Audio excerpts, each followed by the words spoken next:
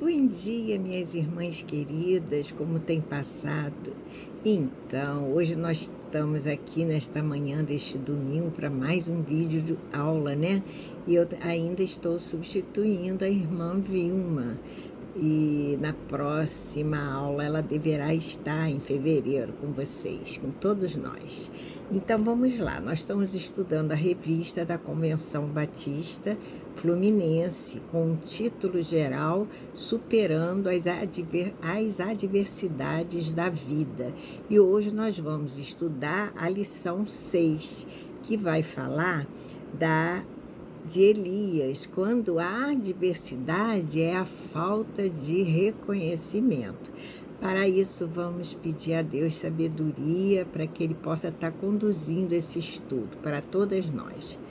Senhor nosso Deus, nosso Pai querido, estamos, Senhor, na Tua santa presença, Pai.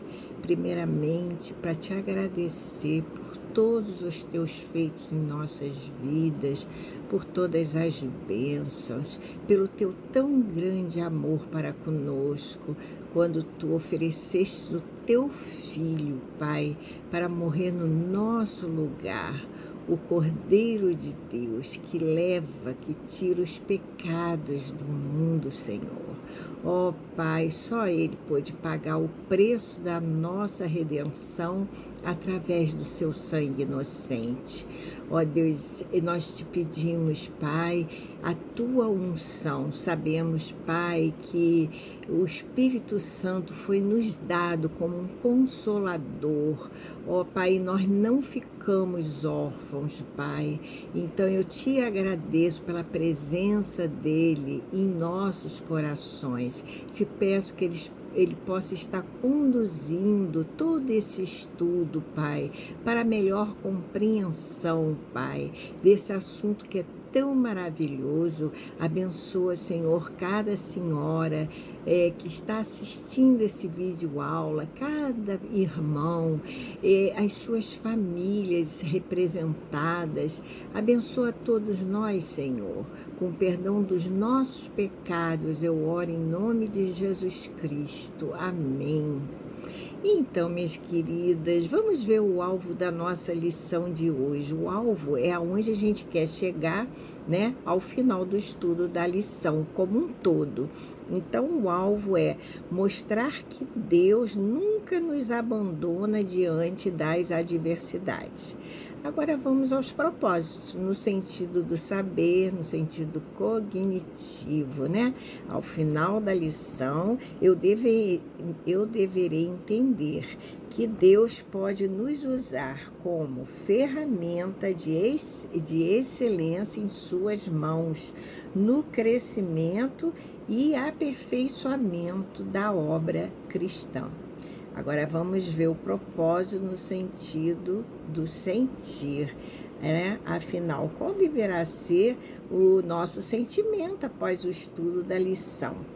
Perceber que podemos superar o medo e a desmotivação no trabalho cristão com a ajuda de Deus. Agora vamos ao propósito no sentido do agir. Afinal, o que eu devo fazer? Servir fielmente ao Senhor, glorificando a Deus por tudo que Ele é e fez em seu favor, difundindo a palavra da salvação, livrando as pessoas das trevas espirituais. Então, conhecidos os propósitos, vamos à nossa lição. Qual é o título mesmo? Quando a adversidade é a falta de reconhecimento. E para isso nós vamos ver a vida do profeta Elias, né? Muito bem. Esse tema que eu acabei de falar, superando as adversidades, quando a adversidade é a falta de reconhecimento, né, tema da lição 6, esse tema de estudo apresenta dois assuntos muito importantes. Fala de adversidade e fala de falta de reconhecimento. O que vem a ser adversidade? Então, todos nós sabemos que a adversidade significa contratempo, né? Obstáculo, que é mais? Dificuldade, infelicidade na vida, qualquer problema que surge repentinamente e quase sempre nós não estamos esperando, né? Muito bem. Que a adversidade, então, é um acontecimento inoportuno, ou seja, intempestivo, inconveniente. Como eu disse, ele não avisa, né? Muito bem. E falta de reconhecimento, o que vem a ser? Ora, é a não valorização, né, do nosso trabalho, do nosso empenho, da nossa força em alguma atividade que estamos realizando. Pode ser no trabalho, na igreja, onde for, né? E é muito sério, porque a falta de reconhecimento pode gerar o quê? Frustração, né? Pode gerar baixa autoestima. Enfim, é uma situação meio que complicada. Vocês sabiam que estudos apontam que 89% dos profissionais se queixam de estresse, né? Por falta de reconhecimento? Então, pode gerar estresse também, né? E, por fim, essa situação de falta de reconhecimento pode vir a gerar uma desmotivação. E nós vamos ver que tudo isso aconteceu na vida de Elias, né? Mas, bem, eu vou fazer uma pergunta. Será que isso pode acontecer no trabalho cristão? O que as irmãs acham? Sim, né? Pode sim. E o nosso personagem de hoje, acabei de falar, passou por um momento de adversidade e falta de reconhecimento. Não é isso? Elias, lembrando, né? Quem foi Elias? Elias foi um grande profeta de Deus no reino idólatra de Israel, né? Nos tempos do ímpio rei Acabe. Nós até demos uma aula há pouco tempo falando sobre esse rei, né? Aonde nasceu Elias? Elias nasceu na cidade de Tisbe. Muito bem. Provavelmente essa cidade estava localizada, vamos dizer, nas montanhas de Gileade, né? Região montanhosa a leste do Rio Jordão, lá na região da Jordânia, né? Muito bem. Numa época em que Baal, o falso deus cananeu da tempestade, da chuva e da fertilidade, era adorado por todo o reino. Qual reino? Israel, o reino de Israel. Então, Elias estava lá nesse tempo, ele foi chamado por Deus. Nós vamos ver isso agora. Elias, então, foi convocado por Deus para confrontar a idolatria do povo de Israel. Triste situação, né? Nós sabemos que essa idolatria e apostasia de Israel foi derivada da aliança de Israel com os cananeus. Então, após a morte, né, do rei Salomão, vamos fazer assim uma retrospectiva para nós nos situarmos, vocês recordarem melhor. Após a morte do rei Salomão, o reino de Israel foi dividido em dois, né? O reino do sul, também chamado de Judá, cuja capital era Jerusalém, né? Formado por duas tribos, as tribos de Judá e Benjamim, e o reino do norte, cuja capital era Samaria, esse reino do norte, também chamado de Israel, né? Ele também, em algumas vezes, ele foi chamado nas profecias por Efraim e até mesmo pelo nome da capital, Samaria. Mas, de uma maneira geral, o reino do norte, né, era conhecido por Israel. Então tá. Salomão morre, o rei Salomão, e o reino de Israel é dividido em reino do sul, ou Judá, capital, Jerusalém, Reino do Norte, né? Ou chamado de Israel, capital, Samaria. Tá? Recordado? Então tá. Sobre o rei Acabe, nós podemos encontrar lá no texto de 1 Reis, capítulo 16, os versículos 29 a 30, nós temos então a descrição de quem foi esse rei Acabe. Eu vou ler para as irmãs, se as irmãs quiserem pegar a Bíblia e acompanharem, tá em 1 Reis, vou repetir, capítulo 16, versículos 29 e 30. Diz assim: E Acabe, filho de Omri, começou a reinar sobre Israel, ou seja, no reino do norte, no ano 38, 38º de Asa, rei de Judá, portanto, rei do reino do sul, né? E reinou Acabe, filho de Omri, sobre Israel, né? Sobre o reino do norte, em Samaria, portanto, reinou na capital 22 anos. E fez Acabe, filho de Omri, o que era mal aos olhos do Senhor, mais do que todos os que foram antes dele. Então, foi um rei mau, né? Nós vamos ver um pouquinho, recordar esse rei, né? O que ele andou aprontando. Mas, primeiro, importante mencionar que Omri, pai de Acabe, né, foi lembrado por duas coisas. A primeira coisa que Omri foi lembrado foi por construir Samaria, fazendo-a a capital do reino do norte, ou seja, a capital de Israel, tá? Como era conhecido o reino do norte. Entenderam? A primeira coisa que Omri fez foi construir Samaria e a tornar a capital do reino do norte. Muito bem. E também ele foi conhecido por ser o rei mais perverso daquela época, sendo suplantado somente pelo seu filho Acabe. Quer dizer, Acabe conseguiu ser pior do que o pai, Omri. Muito bem, o rei Acabe, ele é lembrado por sua perversidade e seu casamento também com quem? Quem é que lembra?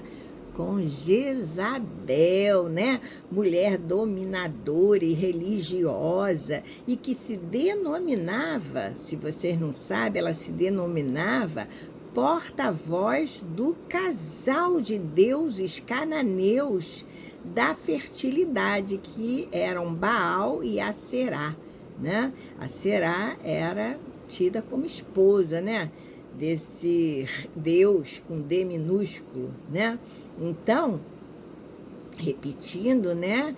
Jezabel, aquela mulher dominadora, nós conhecemos bem também a história dela, né? E se denominava porta-voz do casal de deuses cananeus Baal e Aserá, cujos cultos que ela promovia eram praticados, segundo, né, os historiadores e até mesmo os arqueólogos, com práticas de prostituição cultual. Vocês podem também ver parte disso lá em Jeremias 2, capítulo 20. Isso a categorizava como profetisa. Tudo bem até aqui? Ok. Samaria, que distava 13 quilômetros, vamos botar assim, a noroeste de Siquém, que ficava um pouquinho mais ao sul, tornou-se então centro do culto idólatra.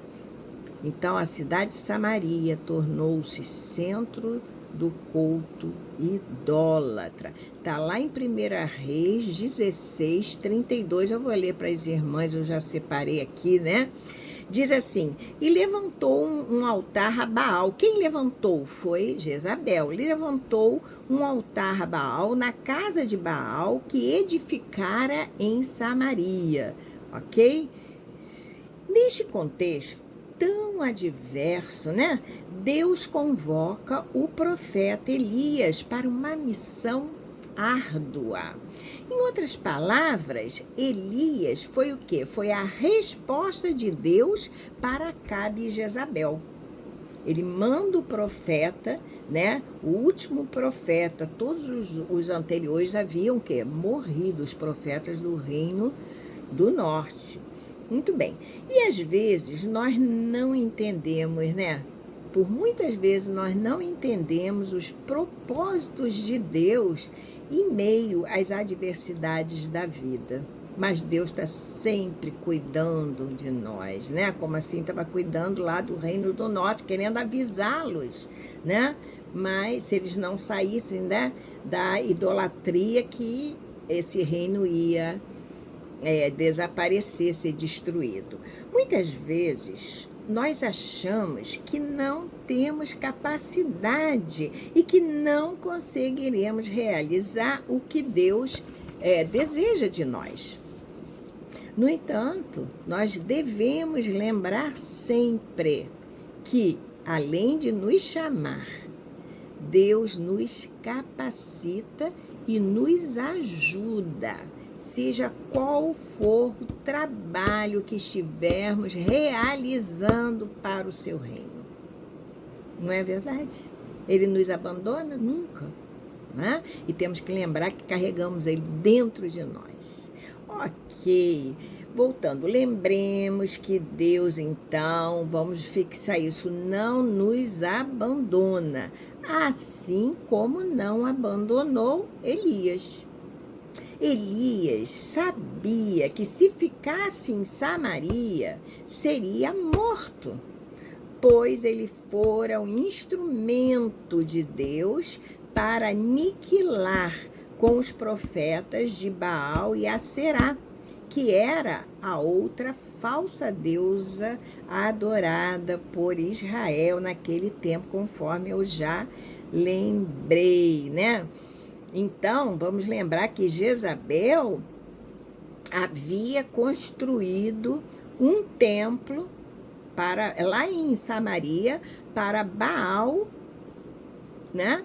E também para Aserá, onde mantinha 850 profetas, 450 profetas para Baal e 400 profetas para Aserá. E Elias foi o instrumento de Deus, que Deus utilizou para aniquilar com esses profetas. Tudo bem até aí? Tudo bem, nós vamos daqui a pouco, eu vou dar uma lidinha para vocês, para relembrar um pouquinho sobre isso. A própria Jezabel o tinha jurado de morte. Eu vou relembrar agora que está lá em 1 Reis, capítulo 18, está a partir do versículo 19. Vou dar uma lida rápida, só para vocês lembrarem. 1 Reis, olha só, 18, a partir do 19. Se quiserem acompanhar pela Bíblia de vocês, vocês podem ficar à vontade, né? Olha, eu vou ler bem rapidinho, mas seria interessante, ó. Agora ordene que todo Israel venha se encontrar comigo. Quem falou isso foi Elias, no Monte Carmelo, né? Convoque também os 450 profetas de Baal e os 400 profetas da deusa Aserá, que são sustentados por Jezabel.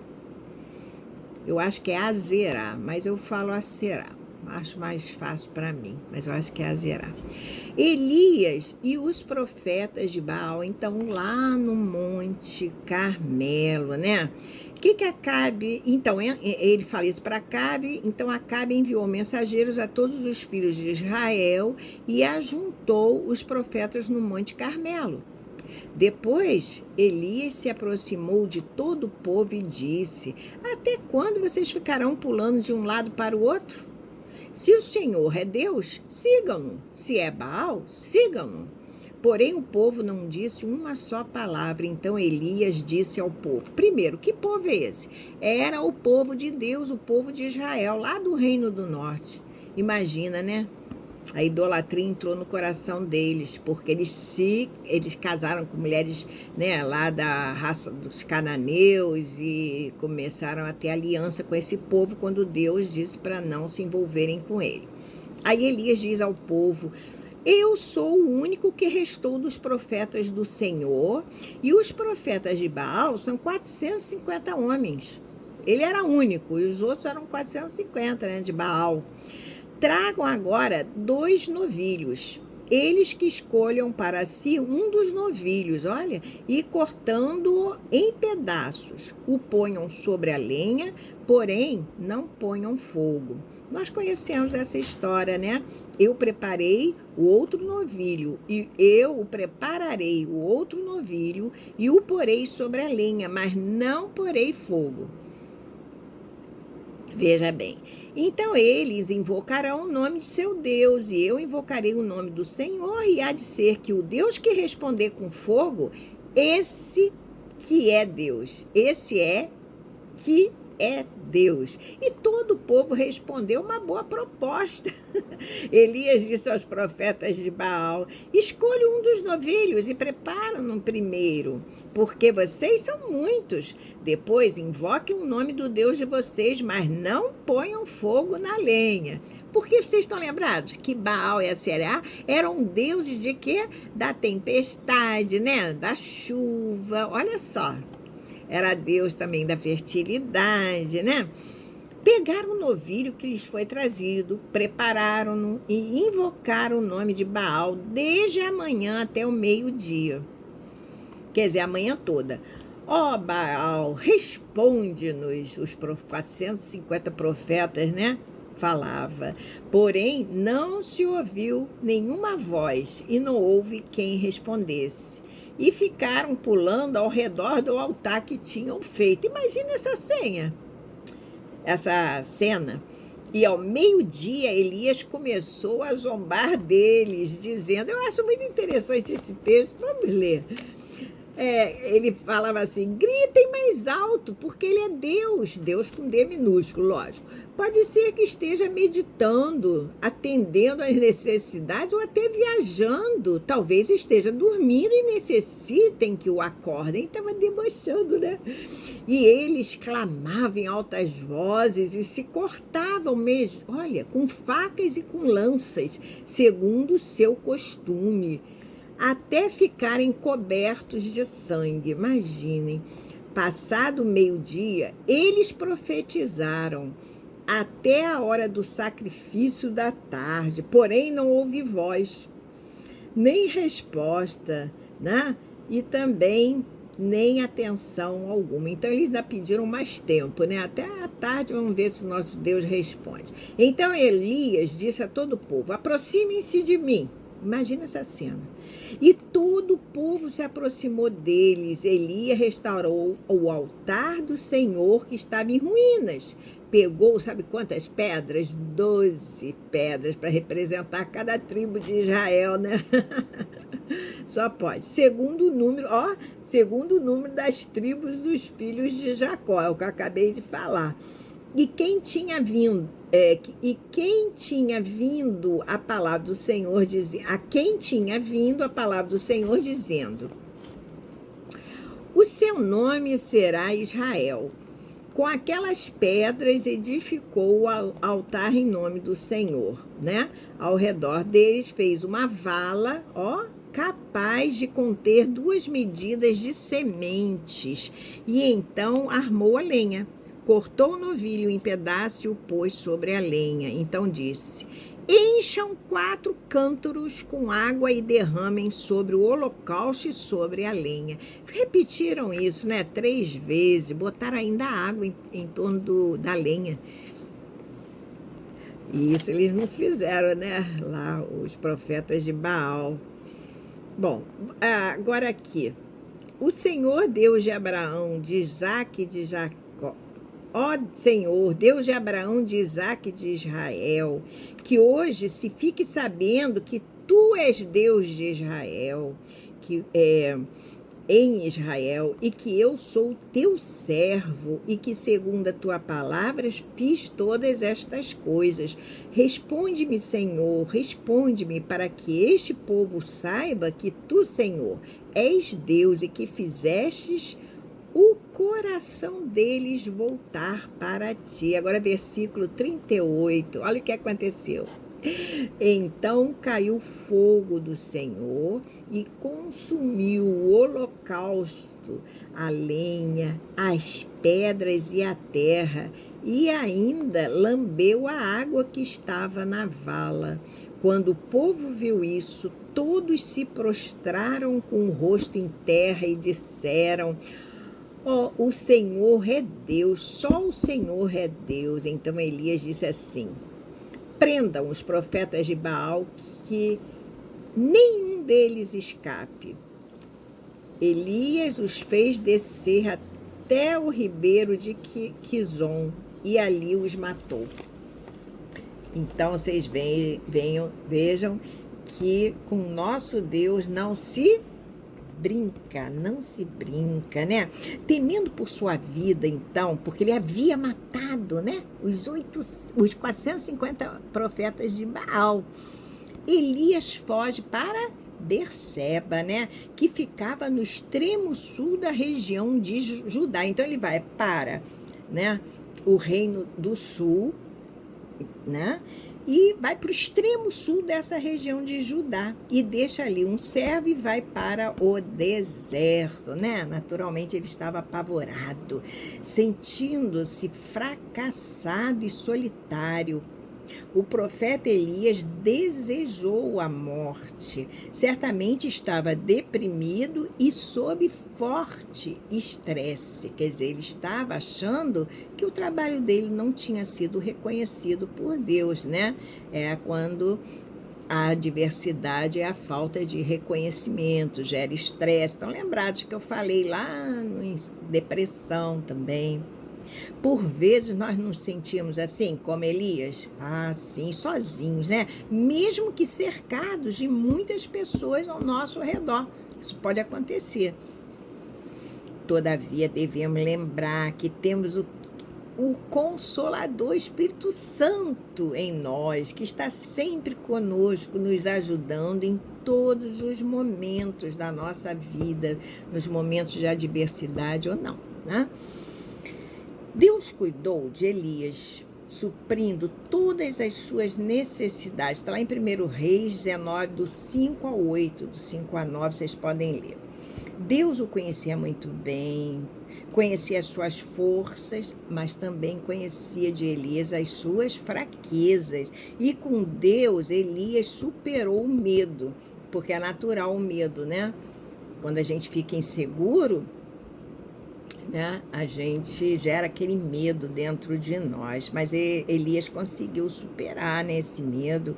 A impotência do falso deus Baal como provedor da chuva e fogo mostrara que só o Senhor, o verdadeiro Deus, é capaz de dominar todas as coisas. Aleluia! Por isso, Elias não teve medo de enfrentar os 450 profetas de Baal e os 400 de Aserá. Porque ali no monte estavam os 850 profetas e ele estava sozinho, né? Muito bem, acabei de ler, né?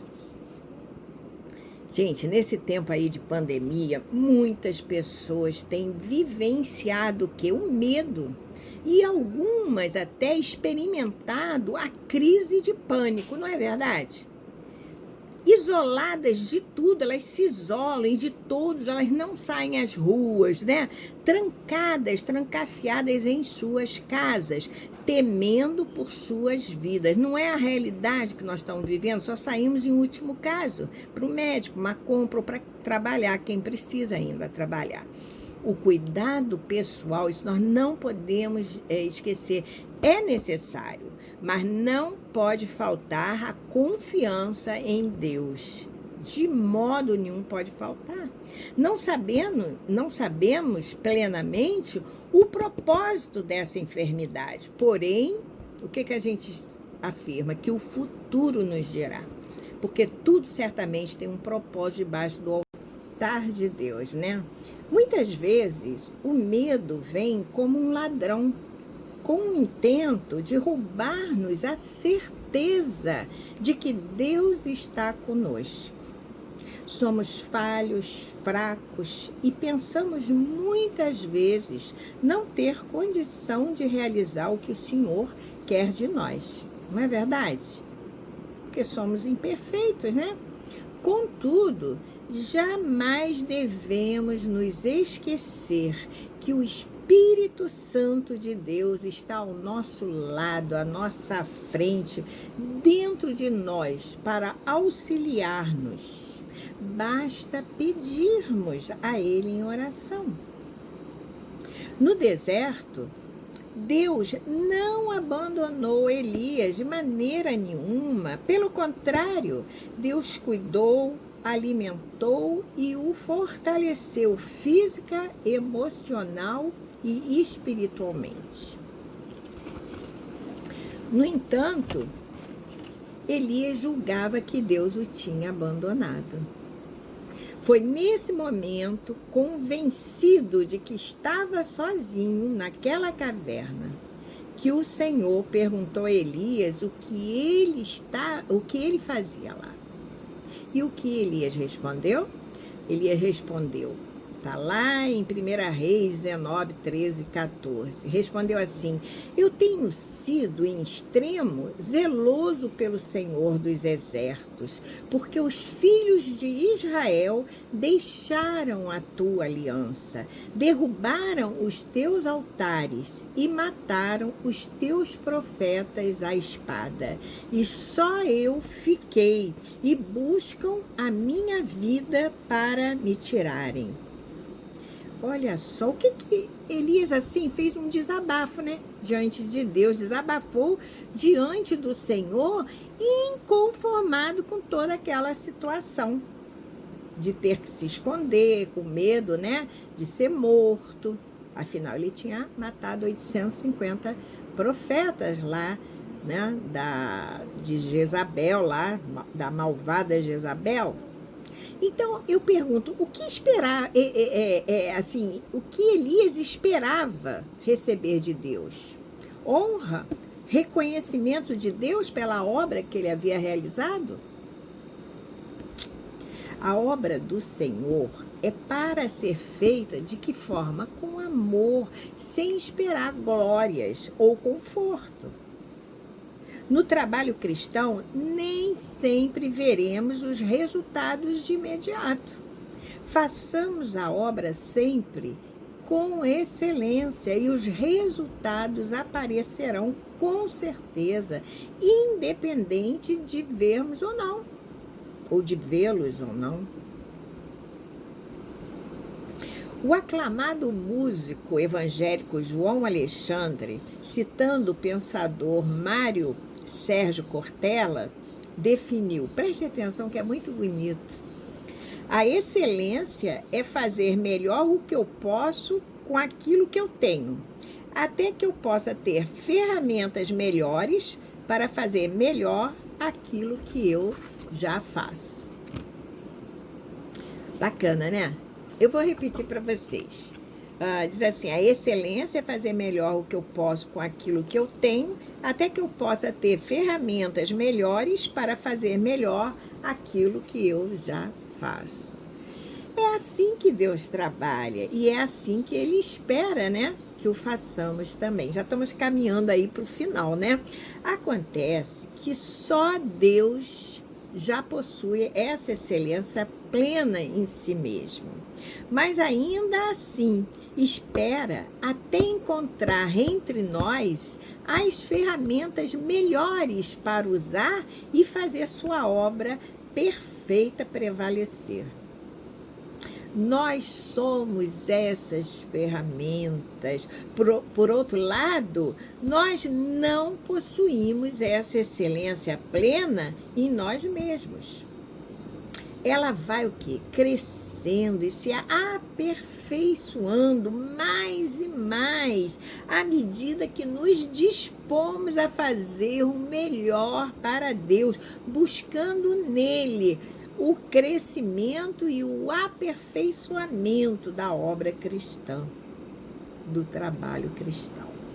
Elias havia sido uma ferramenta de excelência nas mãos do Senhor, mas Deus tinha ainda grandes planos para ele, para a sua vida, além de derrotar o falso deus Baal.